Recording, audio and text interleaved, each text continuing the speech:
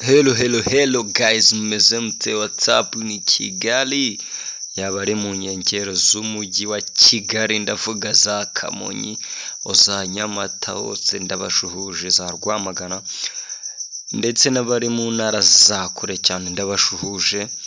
Back in the day ariko twagarutse. Ese ndabizi abantu benshi aka kantu barakibaza. Ese wari uzi ko ushobora kumenya ukuntu ibiciro cyangwa se ivunja rihagaze, cyangwa se kuvunjisha amafaranga bihagaze? Bidasabye nyine ngo urabaza umuntu, ngo urareba hehe, ukabikora udafite interinete, sibyo? Nyine uri offline bidasabye gufungura ngo datanga ibiki, ukabireba. Ni ibintu byoroshye cyane rwose, ukamenya amafaranga yose washaka, ukamenya ukuntu nyine ari ukuntu ahagaze pe ku isoko. Mbaza uti rero bimeze bitari abantu batangiye kuvuga ngo se ngo birakunda ngo ibiki, kandi murabizi ko mubimenyereye. Ni Fabuji mbazanira ibintu by'ubwenge bigiye bitandukanye, ntago njya mbasondeka, njyaho kubasondeka wallahi njye. Okay, tutisirimbye mu magambo rero, mbaza uti bimeze bite?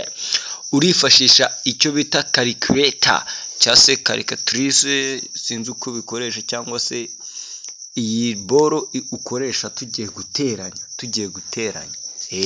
Hano urabizi, hano nyine dusanzwe tuyikoresha nyine, sibyo?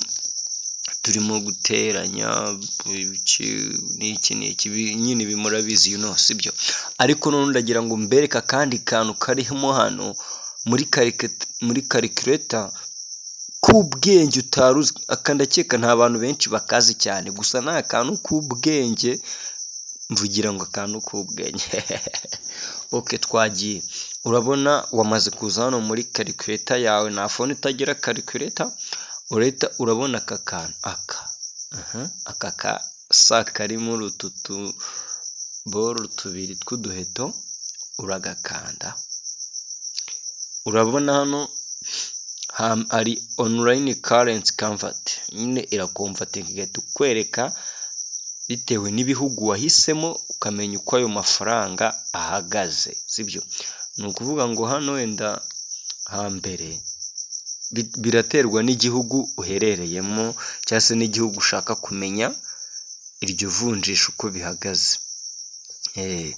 Uvuga njye nyine kuko twe turi mu Rwanda, njye wenda nkuko ntazahuri ngende mu Rwanda, niyo mpamvu nahisemo u Rwanda.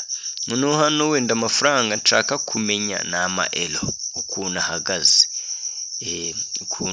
nshaka kumenya ukuntu ama-euro ahagaze. Uvuga ngo ninza nkandikamo byibura ibihumbi 5, ngira ngo murabibona mu ma-euro ukuntu. Ukuvuga ngo ibihumbi 5 ni ama-euro 3, n'ibyo bice biri kurengaho uri kubona. Noneho ni ukuvuga ngo nshobora no guhita mvuga ngo ese mu manyakenya ho bimeze bite, cyangwa se mu madolari bimeze bite? Reka wenda hano duhitemo mu madolari, United States dollar. Ngira ngo naho no mu madolari urabona ni amadolari 3, bitandukaniye ku bice. Noneho wenda n'urugero, reka tuvuge wenda ari nk'ibihumbi, reka tuvuge wenda nka 500. Urabona ko ari ibice, wenda tugire nk'ibihumbi 30. Ibihumbi 30. Okay, kuvuga ngo ibihumbi 30 n'ama-euro 18, bikaba amadolari 21. Urabona ko ama-euro afite agaciro kurusha amadolari, sibyo? Ngira ngo muri kubibona. Ama-euro ni 18, reka amadolari ni 21. Ushobora guhita uvuga ati reka ano ama-euro wenda ndebe uti wenda mu manyakenya bimeze bituraza. Hano usacinga amakenya, Kenya ni shilingi. Urabona amashilingi, amafaranga ari mu mashilingi ari hasi cyane cyane cyane. Urabona ibifaranga byose ni ibifaranga byose naba mfite se nifite ibihumbi byanjye 30. Abibonye ngira ngo rero aka ni akantu k'ubwenge ke utiriwe ujya kubaza ngo ese ngo amafaranga ngahagaze gutenga ibiki dore na hano hambere ushatse wahindura ukavuga ati ni 30,000 wenda by'amanya katore by'amarundi wenda nabijugira bitunda hito bibona United States ni 10,000 kwa amadolari 10.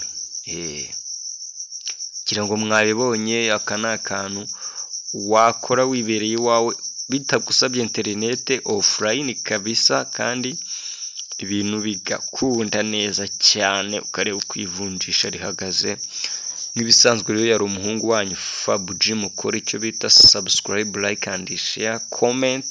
Ni inkunga ikomeye cyane, turabakunda. Ciao ciao.